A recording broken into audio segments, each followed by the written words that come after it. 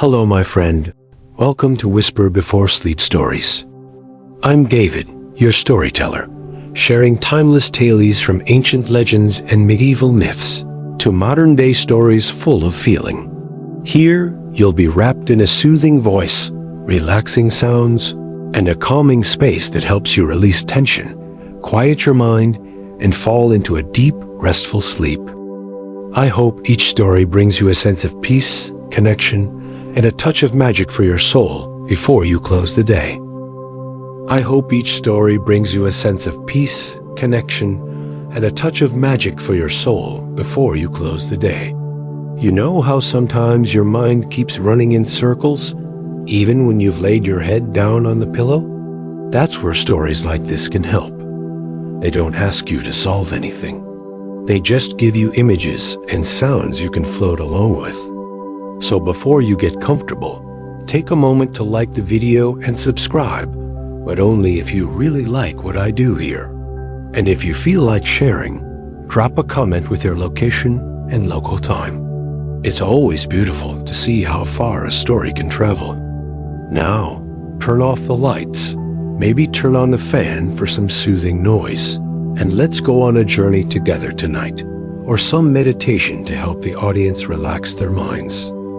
You begin by picturing the ocean, that vast stretch of shifting blue, soft and endless, where the line between water and sky seems to blur. In that place, a story waits for you. You are not standing on shore. You are drifting. The waves rise and fall with your breathing, each swell carrying you further from the noise of your day. The sea has no clock. It doesn't mind how long you stay. And there she is. A sea turtle, but not like the ones you've glimpsed in documentaries or aquariums. This one is enormous, bigger than the tallest house you've ever seen. Her flippers stretching as far as your arms would if you could touch the horizon. Her shell glistens like a rolling hill, its green mottled patterns catching light in ways that make you wonder if she carries entire forests on her back. She moves slowly, yet with a power that makes the ocean seem like her companion, not her challenge. Each stroke of her flippers sends ripples across the world, as if she is rewriting the map of the seas with every glide. You watch her breathe. Even that feels unhurried, a rhythm more patient than your own. This turtle has been alive for longer than you can imagine. Not centuries, longer, thousands of years, they say. Long before cities, long before books, even long before people thought of naming the oceans, she was already here. You think about that and realize, with a quiet smile, that you probably won't survive this kind of endlessness, this slow permanence. But she does, and she seems content with it. Sometimes she visits faraway lands. She drifts past the icy caps of the Arctic, where polar bears nod to her as if she's an old neighbor. She glides down to where penguins gather in playful colonies, waddling at the edge of ice sheets, barely noticing how grand she is, because to them she has always been part of the world. She passes by the rocky coasts of Europe, where crabs shuffle sideways, their small legs tapping against stones like quiet percussion. She surfaces in the Americas, where seals clap in delight, diving into waves just to greet her. But her favorite place is the Pacific. Here, the water is warmer. Here, the sky looks like an ever-changing canvas. She loves to float just beneath the surface, her shell kissed by sunlight as though the day itself is painting on her back. Birds circle overhead, and to them she looks like an island that simply chose to wander away from the land. At night, she rises slowly, barely disturbing the waves, and drifts while gazing at the sky. The stars above shift a little each evening, and she has learned them like old poems, familiar yet never static. Sometimes a streak of light crosses the dark sky, a shooting star flashing for a heartbeat and gone again.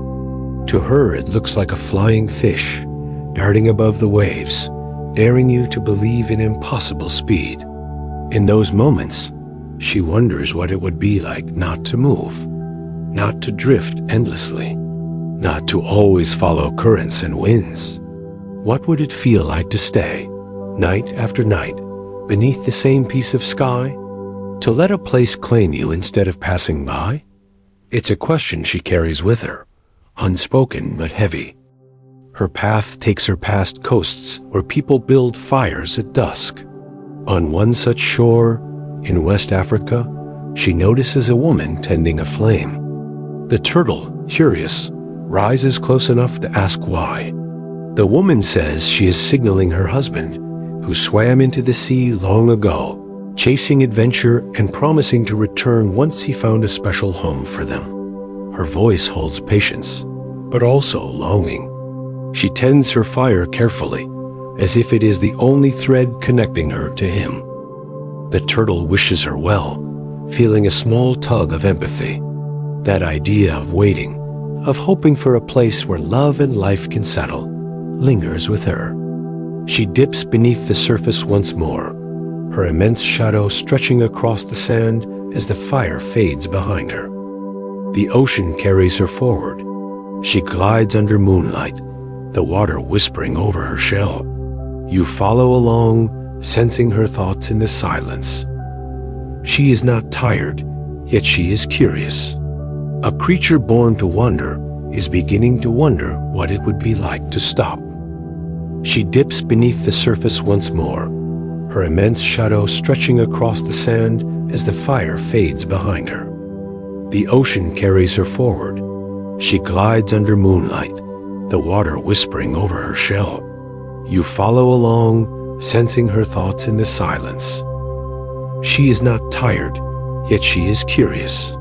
A creature born to wonder is beginning to wonder what it would be like to stop. After days of steady travel, a weight of feathers brushes lightly against her back. The turtle turns her massive head and sees a bird perched on her shell. A small parrot, blue as the morning sky, its feathers shimmering with hints of turquoise and gold. The parrot tilts her head, asks with a cheerful tone if she might ride for a while. Of course, the turtle agrees. She enjoys company, even from the tiniest of travelers. The parrot speaks of things the turtle has not seen. She describes a rainbow so wide it seemed to arch from one horizon to the other, painted across the sky after a sudden storm. She tells of jungles alive with insects buzzing like orchestras and rivers that wind like silver threads across the earth. She laughs about a time she startled a monkey who thought she was a piece of the sky come to life. And then the parrot mentions something that makes the turtle pause, a place called the Coral Triangle. It is, the parrot explains, a vast region where corals bloom in every shape and color. Fish dart like sparks of light, sea cucumbers sprawl lazily across the sand, and entire cities of creatures live together in shimmering balance. The parrot's voice rises as she recalls it, and you imagine the colors blooming in your mind like lanterns on a dark sea. The turtle is intrigued. She has traveled everywhere, or so she thought, yet she has never heard of this triangle of life beneath the waves. She asks the parrot to describe more, and the bird chirps about how the reefs stretch from Australia to Indonesia, touching Malaysia and the Philippines. There are thousands upon thousands of species there, each one unique but all intertwined, living in a way that seems like harmony given form. The turtle thanks the parrot, deciding she must see this wonder. That night, as she glides under the stars, she thinks of the Coral Triangle and how it might answer her unspoken question. If there is a place where life gathers so abundantly, perhaps it is also a place to stay. The next day she passes the coast of New Zealand, then moves steadily toward Australia. The waves are warmer here, carrying scents of salt and driftwood. When she surfaces near the shore, she sees kangaroos. A mother and her two joeys play at the edge of the beach, their strong legs kicking up sand. The turtle calls out gently, asking if they know where to find the Coral Triangle. The kangaroo mother, cautious at first, but reassured by the turtle's calm voice, agrees to guide her. She and her joeys hop along the coastline, while the turtle glides beside them in the shallows. It is a strange sight, yet natural somehow. The land and the sea moving together in rhythm, a great turtle shadowed by hopping figures on the sand. They reach the northern tip of Australia, where the mother kangaroo points outward. There, she says, beyond the edge of the land is where the colors begin. You need only look beneath the surface. The turtle bows her massive head in thanks. With one powerful stroke of her flippers, she dives. The water closes over her, and you follow, the world above dimming into blue silence. Beneath, the ocean floor unfolds like a secret garden. Coral rises in towers and branches, red and yellow and violet, glowing in the filtered light. Fish shimmer by in schools, moving like living tapestries. A sea star clings to a rock, each arm pulsing gently. A manta ray drifts above like a shadow made of silk. The turtle moves slowly, almost reverently. This is not the endless emptiness she has known in the open sea. This is life gathered and flourishing, each creature finding its place. She lingers, watching as a clownfish ducks in and out of anemones, its movements quick and playful. She notices how every shape has purpose, every rhythm has balance. You imagine yourself there, hovering above reefs like stained glass windows glowing in sunlight. The quiet hum of life surrounds you, a reminder that the world is larger and stranger than you ever grasp in your daily routine. You think of how small details matter, the flick of a fishtail, the way sand shifts when a crab burrows. Historians say the people who lived in these waters thousands of years ago already knew of this abundance.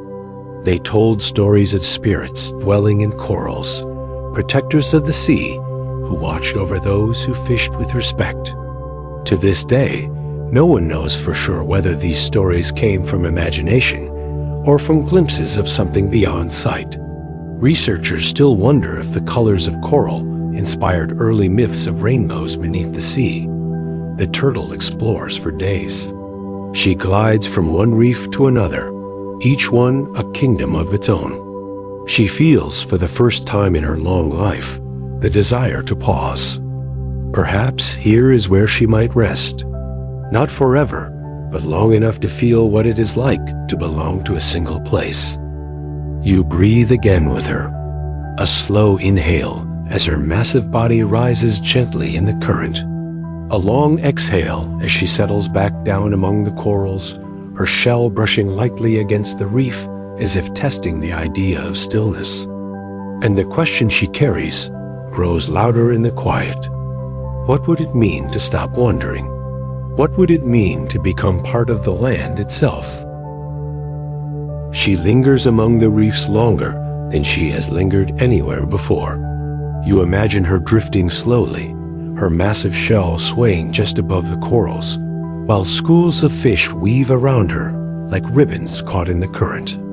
You breathe with her, the air filling your chest as she rises, and releasing as she sinks gently, the ocean wrapping her in calm. The days here feel timeless. Sunlight filters down through the surface, bending and shifting, painting the corals in 1,000 shades that change each moment. Sometimes the reef looks golden, sometimes emerald, sometimes like a faded watercolor with soft pastels. At night, the water darkens to indigo, and tiny plankton glow faintly, giving the sea a starry sky of its own. You realize that even here, beneath the waves, the stars have found a way to follow. The turtle meets many creatures. A school of silverfish swims beside her for a day, darting one way, then another, like a single shimmering body. A curious octopus approaches, its arms flowing like silk scarves, then fades back into a rocky crevice, changing color until it is almost invisible. A sea cucumber lies motionless in the sand, reminding her and you that not all life needs to move quickly. Some exist to simply rest and wait. One morning she rises toward the surface and finds a dugong grazing on seagrass. The dugong pauses, chewing thoughtfully, and says in a slow voice that she has lived here all her life. The sea turtle listens as the dugong describes how the grasses regrow, how the tides rise and fall, and how even creatures that move little contribute to the balance of the reef. The turtle thanks her and sinks back down, her heart warmed by the idea that every life, no matter how small or quiet, has a place. Yet, as much as she loves the reef, the question in her heart deepens. The parrot's stories, the woman's fire on the shore, and now the reef's beauty all circle back to the same thought. Perhaps her endless wandering was never meant to last. Perhaps her journey has always been leading to a moment of stillness. She drifts further, following currents that brush gently against her shell, like unseen hands pointing her toward something more. You float with her through narrow channels between coral walls, the water flowing like rivers. You imagine the sound, a soft rush that echoes like distant rain. And then she comes to a wide, empty stretch of ocean floor. There is sand, smooth and pale, stretching out in all directions. Nothing rises above it. It is bare, but it feels waiting, like a canvas untouched. The turtle pauses, hovering above it. She feels a quiet pull, as though the ocean itself is asking her to stay. She closes her eyes. If only turtles truly close their eyes in this way, and you do too. You imagine what it would mean for her to lower her immense shell down, to let the weight of her body sink into the sand, to allow herself to rest in one place for the first time. Legends from Papua say this was the moment she began to change. As she settled, her shell pressed deeper, shaping the ridges of mountains. Her flippers stretched wide, forming peninsulas and bays. Her body, once meant for drifting, became the land that would one day be called New Guinea.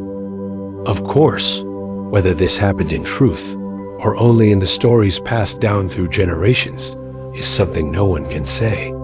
Researchers still wonder how such a legend began. Was it simply a way to explain the island's jagged coasts and sweeping ranges? Or did the people watching the sea and sky for centuries glimpse something we no longer see? To this day, no one knows for sure. But in the story, she remains. Her back rises as mountains covered in mist. Her sides stretch into valleys and rivers. Her breath becomes the wind that drifts softly through forests. And her heart steady, patient, as it has always been, becomes the heartbeat of the island itself. You picture yourself standing there, long after the ocean has calmed, walking along a beach that is really her flipper, climbing a hill that is really her shell. You feel the warmth of the land beneath your feet, knowing it is also the warmth of a creature who chose rest after ages of wandering. And you think of yourself, of your own life, always moving, always pulled from one task to another. You wonder softly what it might mean to stop, to find a place where you can rest without fear of being left behind. The turtle's choice becomes your question too, echoing quietly as the waves draw back. The island breathes. At first, it is only the whisper of wind moving through trees, or the hush of waves sliding up onto sand. But if you listen closely, you can almost hear the slow rhythm of the turtle herself, still alive in the stone and soil, pulsing beneath the earth. Forests spread across her back, dense and green, filled with orchids that bloom in hidden corners. Birds with wings like painted cloth soar above the canopy, their cries sharp, musical, echoing through the valleys. Some say these are the echoes of the parrot who once guided her, his voice carried forward in new forms, retold through generations of feathers. Rivers cut across the land, bright and restless. They flow like veins, carrying life to every edge of her body. Along their banks, people settle. They fish, they plant, they tell stories by firelight. And in those stories, the sea turtle is never gone. She is the ancestor, the mother, the ground itself. Every step the people take is upon her shell. At night, when the sky unfurls its map of stars, the island feels like a mirror of the heavens. Peaks rise like constellations turned into stone. Fires burn in villages like tiny stars below. The boundary between earth and sky blurs, as though the turtle had truly carried both sea and sky upon her back and laid them here together. You can imagine lying beneath one of those skies, centuries ago, listening to the voice of a storyteller. Their tone calm, measured, flowing like water. They would begin not with a date or a fact, but with the breath of the ocean, with the sound of waves rolling forever. They would speak of the turtle, of her wandering, of her choice to stay.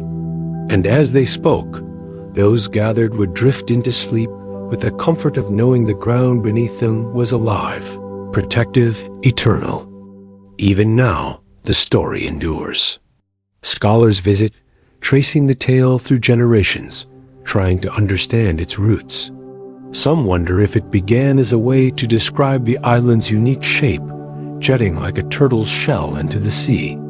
Others believe it reflects the people's deep connection to nature, their way of giving voice to the land that sustains them. Yet the beauty of such stories lies not in proof, but in presence.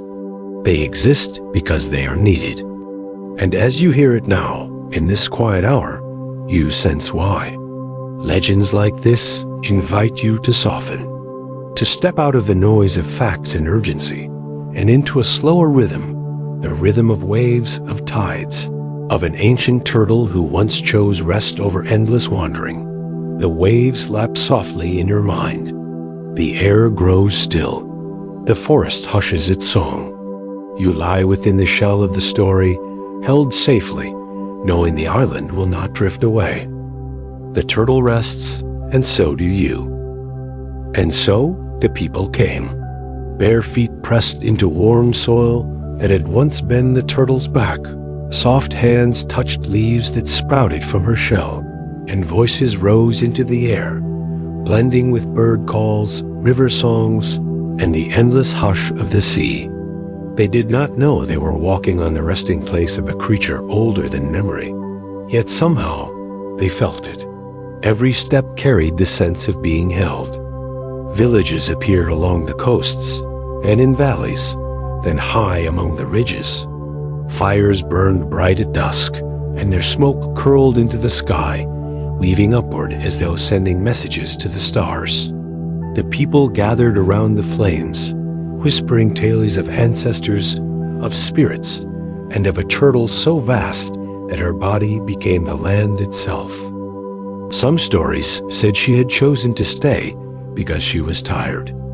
Others said she wished to protect the creatures she had met, the fish, the birds, the humans who once rested on her shell. And some said she was still alive beneath the island, her heart beating slowly, her breath rising in the mists that curl over the mountains each morning. You may wonder, could such a creature have really existed? Researchers still debate the roots of the story. Some suggest it reflects migrations long ago, when people traveled across seas and needed to explain the vast lands they discovered.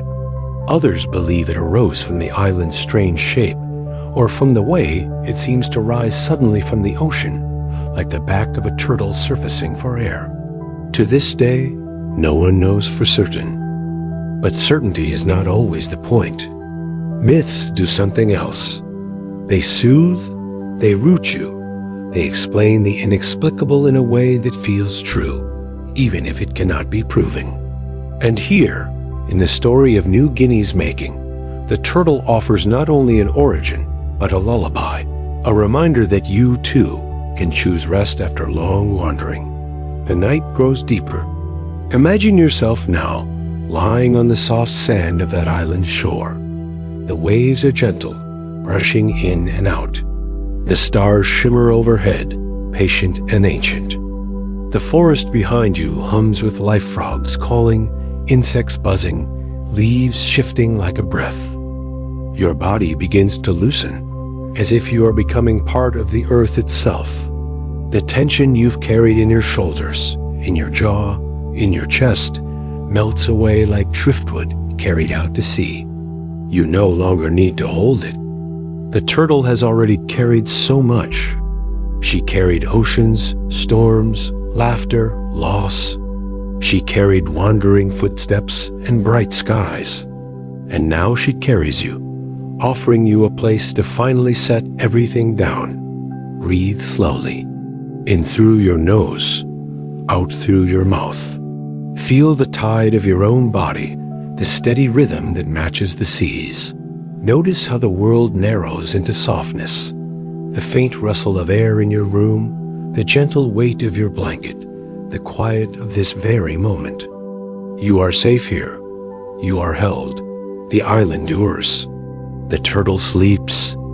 And you too may drift into that deep, endless rest where dreams rise and fall like waves, where night is long and kind, where tomorrow can wait. So close your eyes. Let the turtle's shell cradle you. Let the sea carry you further and further away. And surrender, slowly, completely, to sleep.